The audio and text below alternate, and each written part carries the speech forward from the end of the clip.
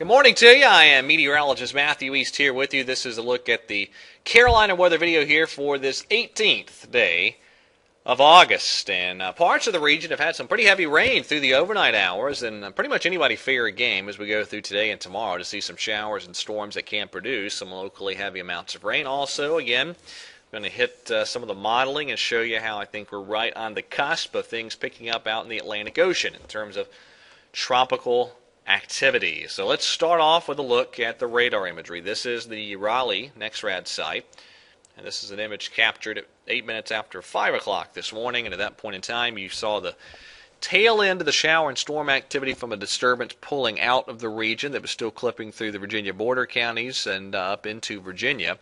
There's the broad view of the radar at 10 minutes after 5, and again, there's one disturbance pulling away. Another one off to the west, though, it'll be moving in. And so I think we're going to wind up with more showers and storms across the region later on. And also notice down here in Louisiana, more heavy rain, especially a little west of Baton Rouge. And that's still associated with what was once Tropical Depression number 5. Some active flash flood warnings with that heavy rain down in Louisiana. Also flash flood watch for the northern North Carolina mountains and Surrey County as well.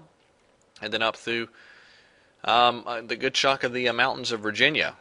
And certainly some localized flash flooding issues will be possible today. This is the overall upper air pattern today, and one of the main triggering mechanisms for the shower and storm chance, even though it's not a huge, massive, well-defined feature. Notice this dip, this trough that'll swing in, and that will enhance the lift and enhance the shower and thunderstorm chance as we go through the day today. Now let's look out at what happens early next week. And all the modeling's on board with this scenario in some capacity. This is the GFS valid 8 o'clock on Tuesday morning of next week.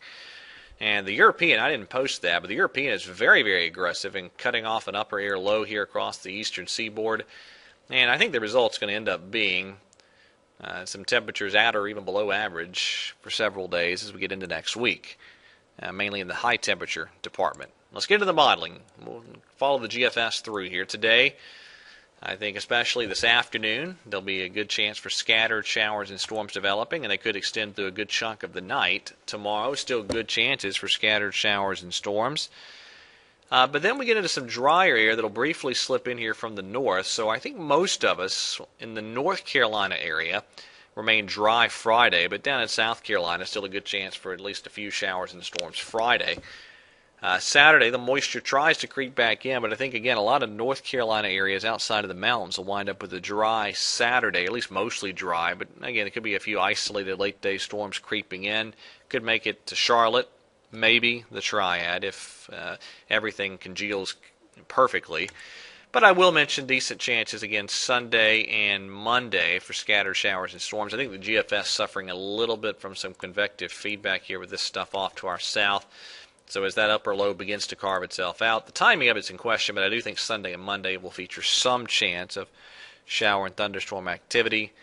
And we're in this generally northerly flow by Tuesday. So it looks like probably some highs in mid to upper 80s at some point of the first few days of next work week.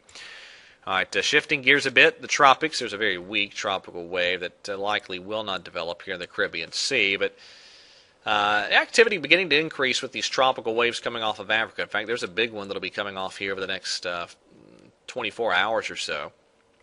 And all the modeling really on board with indicating the tropical Atlantic beginning to heat up with activity. First of all, there's the Canadian. This is 144 hours out, so that's, of course, roughly 6 days.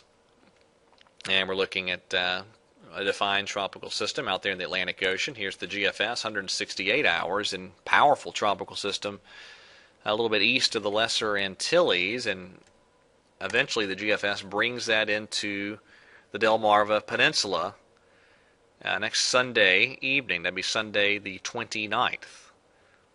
All right, so there's the GFS. Here's the NOGAPS, 144 hours from now, also developing that system. The European does as well, so I think we're here right on the cusp of seeing the Cape Verde season open for business in the tropical Atlantic basin. So I think we're going to begin to see that Atlantic Ocean spring to life in terms of tropical activity as we go through the next week or so, and we'll probably be watching for these long-track African-type wave systems and seeing whether or not they recurve in the Atlantic or they make a run at the U.S. So it's like we're entering that time of the season. All right, that is it for today's edition of the Carolina Weather Video. Thank you for taking time to watch. Have a great day here on this Wednesday, and God bless.